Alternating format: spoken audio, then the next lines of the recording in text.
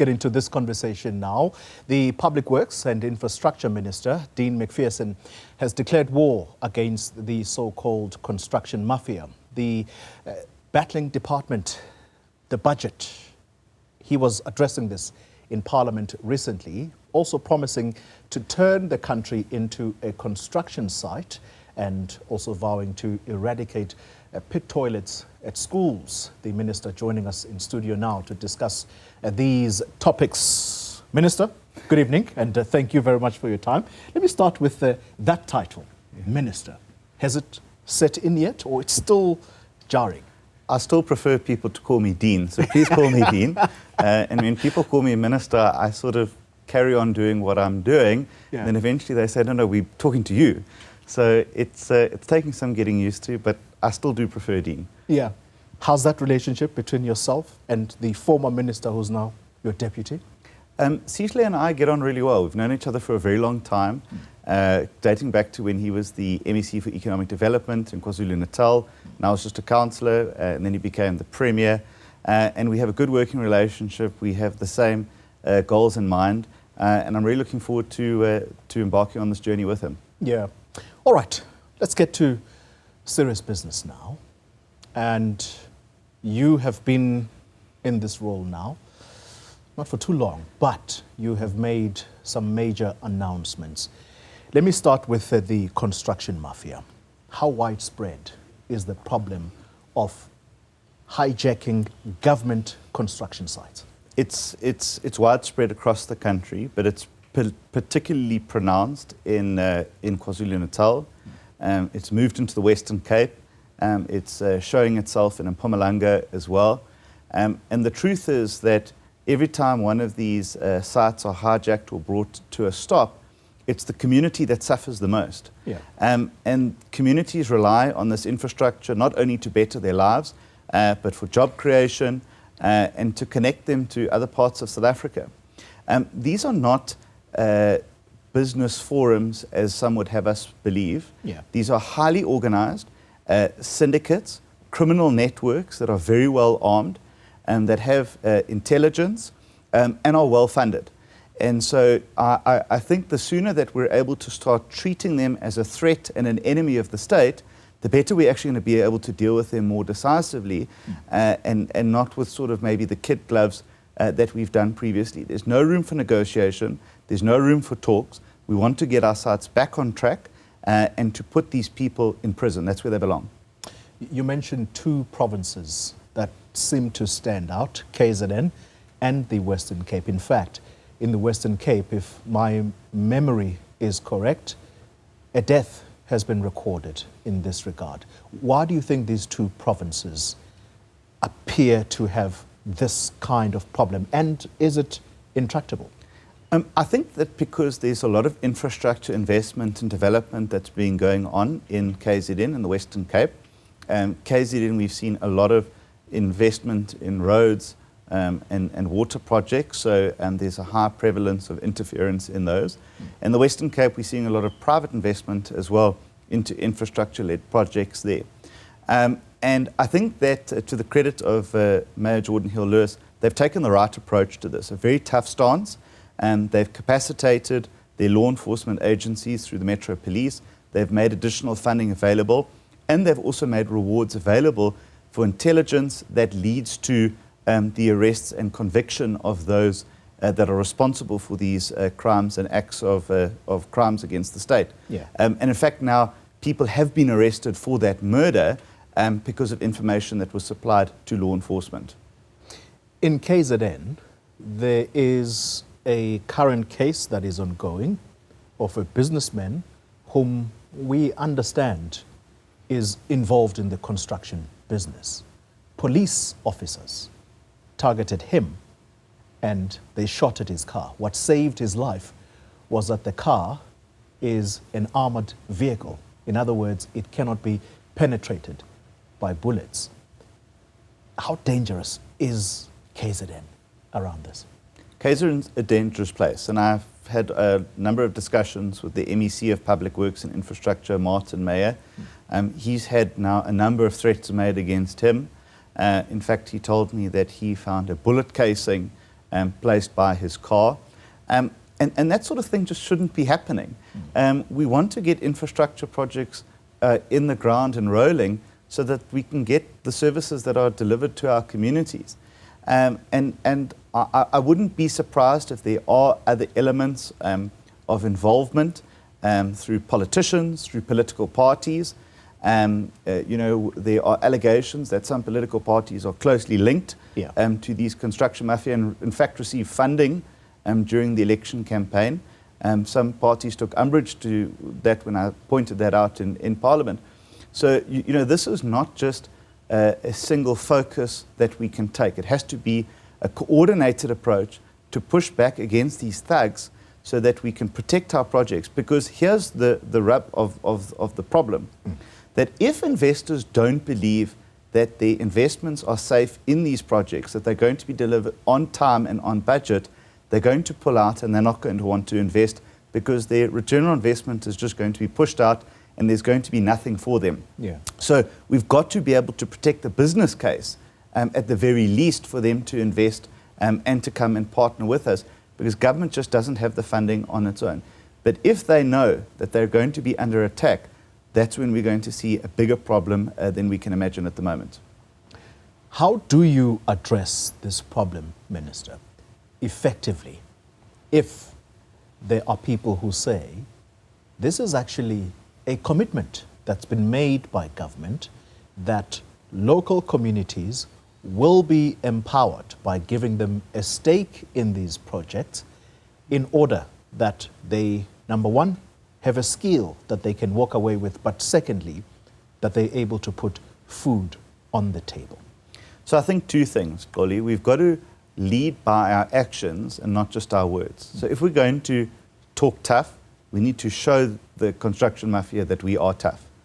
And we've got to protect our sites, and that's just got to be done by the state, if there is state money involved.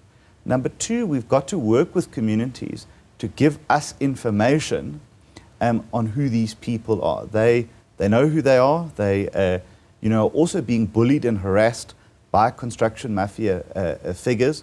So we need that information from our communities. But lastly, we want to work with our communities to own their infrastructure. If they understand the benefits that come to them by having those projects being built, and number two, maintaining over time, I'm convinced that we're going to have the communities also protecting that infrastructure from these thugs and bullies that come in. So it's got to be a holistic approach. It can't just be SAPS, it can't just be community, or it can't just be government. We've all got to work together. And so that's why I think that there's a lot of scope and opportunity for our department, the police ministry, municipalities, and provincial governments to work hand in hand to protect these investments, to protect our communities, and to get these shovels back in the ground so that we can deliver to our communities.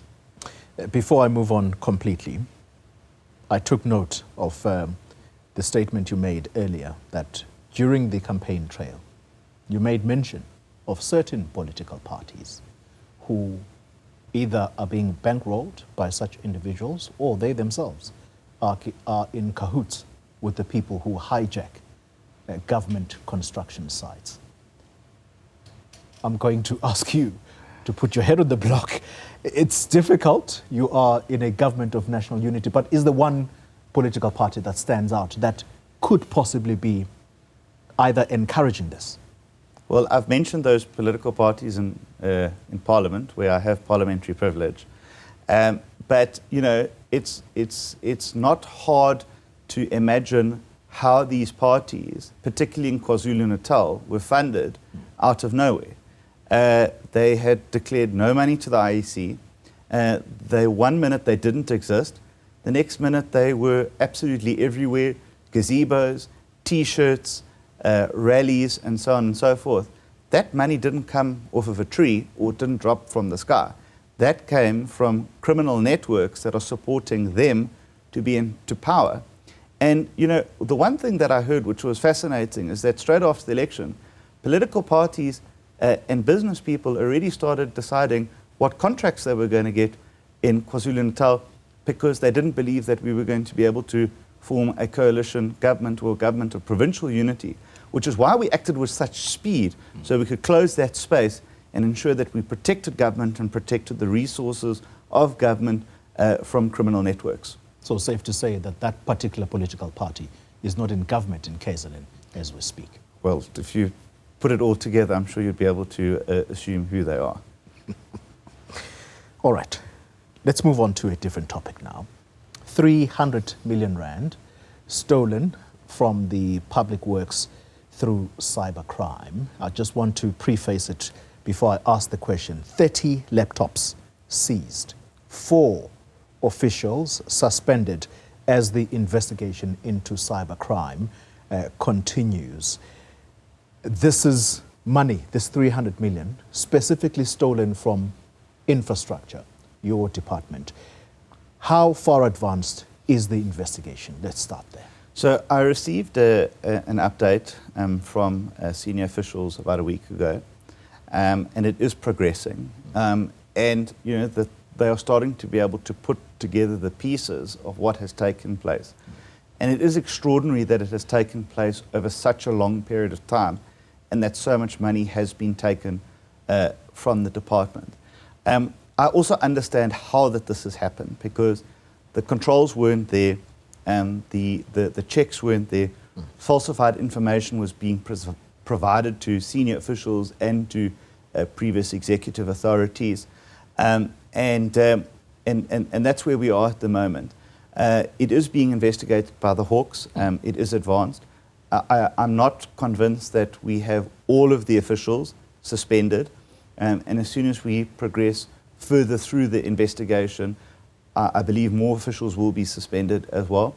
I also do believe that there has been collusion with outside individuals as well, and so it is wide-reaching, and I want to make sure that this never ever happens again, and that people can't just simply be dismissed or suspended. They need to go to prison for what they've done, and we need to get that money back. So we've also started subpoenaing bank accounts as well, but I'm comfortable with where the investigation is at present and where it's heading. And as soon as I do have more information, I will come back to South Africa to say, this is the action, this is what we're doing, and this is what we're going to do to stop this from happening again. Talk to us about the modus operandi here.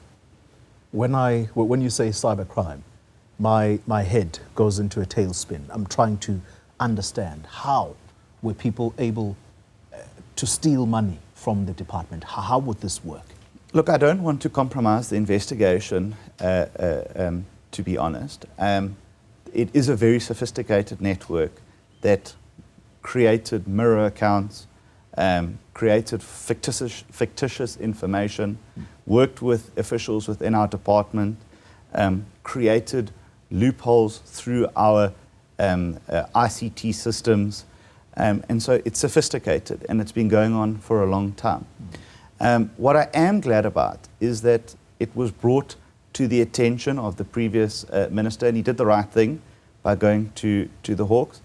I think that we need to have some discussion about with the police about whether they knew about this previously and didn't exactly act on the information that was given to them, but those are the discussions that we're going to have. And I'm not here to finger point and say this person is to blame or that person is to blame. Yeah. I want to understand how it happened, who's responsible for it, and to make sure that we tighten the controls and that these sorts of things never happen again in our department. Because, Koli, as you said, it's not our money, it's the public's money. And that money could have gone to much better uses, and that's why I also want to get it back. It's happened over a period of 10 years, based on your statement. South Africans are sitting wondering, how was it not picked up on time, or at least within a year of it happening? A 10-year period, that's more than just collusion. They absolutely have every right to ask that question, and I want to give them the answers. But I want to do so when I have all of the answers. I don't want to give South Africa bits and pieces. But what I did say to the department is when this became known to me the length and breadth of the crisis, that I had a responsibility to come to South Africa and say, this is what I know at this point. Because it's your money, it's not mine. I work for you, and I want to make this department transparent, so that we build trust in South Africans so that we can deliver better services. And this is how we start that process. A different topic, final topic perhaps, maybe not just yet. Excessive spending on accommodation. This is for the executives in government, people like yourself, or members of parliament. You issued a directive that no new houses or furniture will be bought for these executives or MPs. What prompted that directive? Well, when I looked at the Executive Members Handbook, Chapter 8, Section 8 requires me to issue guidelines to the executive on the procuring of accommodation, furniture, and so on. And understanding where we are in the fiscal position of the country, and that there are obviously newer members to the executive, that we had to say, well, what are our priorities as a department? Because my department is responsible for procuring properties, maintaining them, furniture, and so on and so forth. And I had to take a calculated decision to say, look, I think what South Africa is saying to us is they want us to focus on turning South Africa into a construction site, creating jobs, and using that to grow the economy. And so that's where I think all of the focus needs to be. We're currently running at a deficit in the department, so there just really isn't any money to begin with to start with that. So we're going to tighten our belts. We're going to make sure that we continue with the maintenance. We must maintain state property. That's very, very important. And in fact, we actually need to up the maintenance, particularly on some of our buildings like the Union buildings, which is not in the greatest shape at the moment, a national monument and heritage to all of us. The reason why Parliament, burnt down is because it wasn't being maintained to the standard that it should be. Can I stop you for a moment? Yes. Union buildings is not in great shape. You make reference to National Parliament, which burnt down that building. What is going on at the Union buildings? Well, I think that we need to up the maintenance. It's the most beautiful building. I think we're on the verge of having it declared a World Heritage building. And we've got to up the maintenance to make sure that it also comes up into 2024. I mean, this was built a very long time ago. There's windows that need to be replaced. There's a fence that I've just been alerted to, that a tree fell down and it hasn't been replaced. So these are the kind of small maintenance issues that if they don't get done regularly, they become problematic over time. And I want us to be proud of the Union buildings as an example. I don't want to see it suffer the same fate as Parliament. So I want to make sure that all of our public assets are used for public good. But in order to do that, we've got to make sure that our maintenance is done in the right way. Just on the properties such as the Union buildings, for it not to suffer the same fate as Parliament, why are government buildings not insured? Well, there's just, the scale of it. It would be impossible financially to insure government buildings. And so, we would pay hundreds of millions of rands on insurance just every single month. And so we work on a risk-based mitigation where we obviously want to make sure that there's all of the precautions, they meet all of the building codes, and so on and so forth. And I think that that's what we need to get to. Now, the problem that we face, Goli, is that we are not generating income as a department. We're effectively a landlord. We own 88,000 buildings, 5 million hectares of land, and we're not generating income as a property group should be. I want us to become a generating income department so we can take that money and then start spending it on social infrastructure, maintaining our police stations. Our police officers must work in good environments. Our teachers must be teaching in adequate classrooms. Our children shouldn't be using pit toilets in 2024. So that's how I want to redirect the department, make money to spend money. Pit toilets, that is something that strikes a chord. with the ordinary South African who is probably worried right now as we speak that their children go to a school where there are pit toilets. So many of them have fallen into those tragically. How soon would we be able to say that the Department of Public Works, because you are the custodian of every government building, how soon can we say that pit latrines are a thing of the past? So I just want to clarify, it's not our line function. Right. It's actually the province's responsibility, and they are allocated money to eradicate these pit toilets. I think it's a national shame that that money is returned to National Treasury. And so... Is that every year? Every year. And that's why I appreciate that the President has backed the call that the Minister of Education, Siviwe Kgarube, and myself have made to say, I tell you what, we're going to work together to eradicate these things once and for all, because no child should ever have to use a pit toilet in South Africa in a public school. But we're not going to do it alone. We're going to work with the private sector, and we're going to get their expertise to help us. We want to work with provinces to eradicate these once and for all. So I don't want to give you a timeline yet, but we are working, the Minister and myself, on putting together this document that is going to guide us. We really want to get the President's support, and we want to make it a project that he can lay claim to, that he has fulfilled that call to eradicate them. So I'm really hoping he's going to join us when we eradicate the first lot under this program.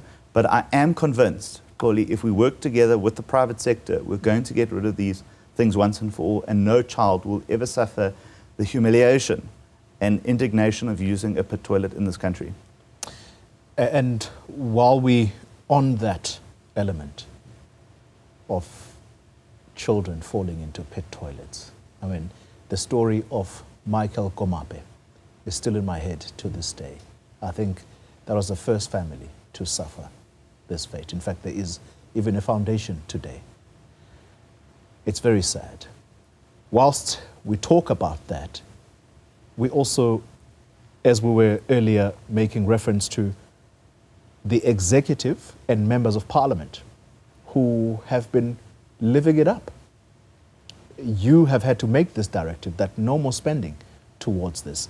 My understanding is that you even went as far as consulting the DGs to ask them whether there is enough stock to meet the needs of the executive and members of parliament. What did they tell you, so that tomorrow, when we're told that there's a minister who's sleeping in a hotel because they don't have accommodation when they go to Cape Town, or vice versa when they come to Johannesburg, then we have reason to attack you on this show. I knew it was going too well. Let me say this. So I consulted the DG of Public Works and Infrastructure, and he assured me that there is enough stock. I have gone through that myself and seen that that is the case. Of course, while some former ministers and former deputy ministers have been vacating those properties, that the deadline for that to do so is the 31st of July.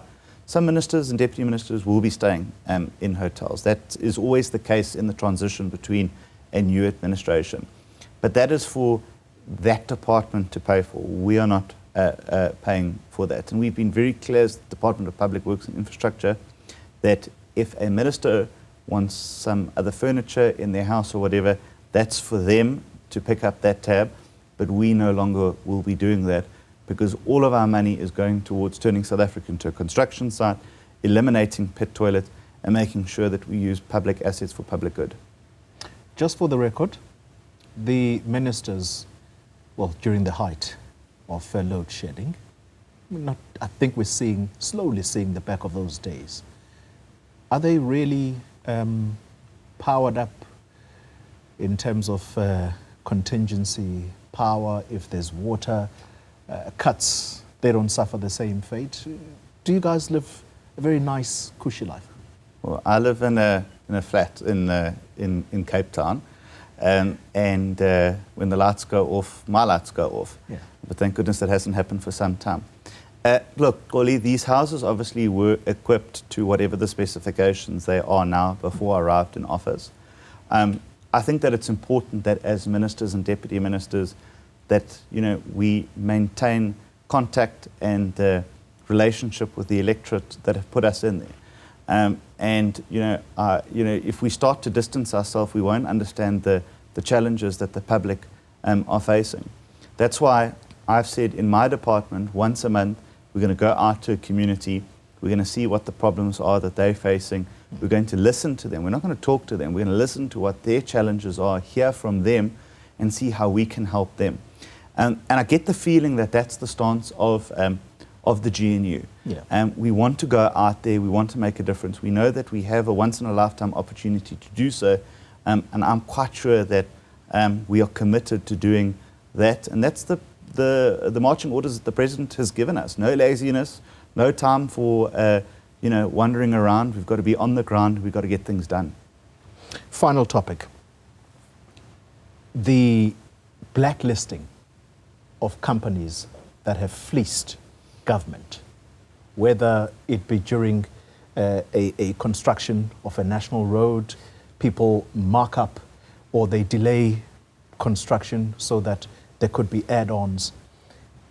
How far is the department in blacklisting those that we are well aware of today? I didn't want to use this example, but I'll go there. The Ngandla matter still remains a sore point for South Africans. We know the companies that were involved there. Have they been blacklisted? Koli, I want to be honest with you. I don't have all the answers. On Wednesday, it's 4 weeks that I've been in office.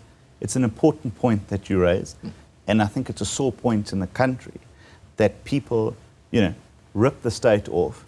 They live these high lives, live in wonderful homes and drive fancy cars, and then these projects are incomplete. Schools fall down, police stations aren't completed. And so I give you my commitment and the people of South Africa that that is absolutely something that I am committed to.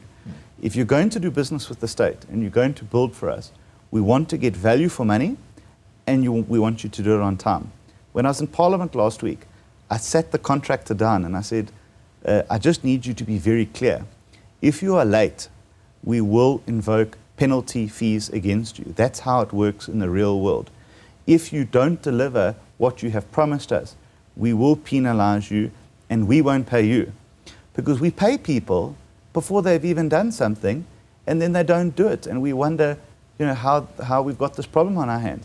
So we will pay you fairly, but we're going to make sure that you complete the job on time, on budget, and to the specs that we require. And if you don't, then you won't do business with the state going forward. That is my commitment to the people of this country. Dean MacPherson, the Minister of Public Works and Infrastructure, your first sit-down interview. In your own words, this is what you said to me. Yes, it is. And so I'm glad I could do it with you guys. Thank you very much for coming through, and best of luck in turning things around in that department.